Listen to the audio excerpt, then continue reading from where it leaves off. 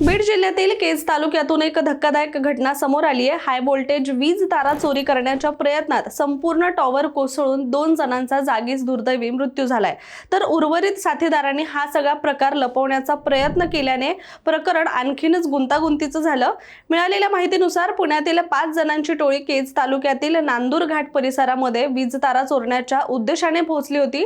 शनिवारी उशिरा रात्री त्यांनी हाय व्होल्टेज टॉवरवर चढून तारा कापण्यास सुरुवात केली, मात्र टॉवर अचानक कमकुवत झाल्याने तो अचानक कोसळला आणि या भीषण अपघातामध्ये अविनाश पाटोळे आणि आकाश आडे या दोघांचा जागीच मृत्यू झालाय। दरम्यान इतर तिघांनी पोलिसांना घाबरून हा अपघात घडला असा दाखवण्याचा प्रयत्न करत दोन्ही मृतदेह कारमध्ये टाकून थेट परभणी गाठली आणि तिथे मृतदेह गाडीतच सोडून तिघेही पसार झाले।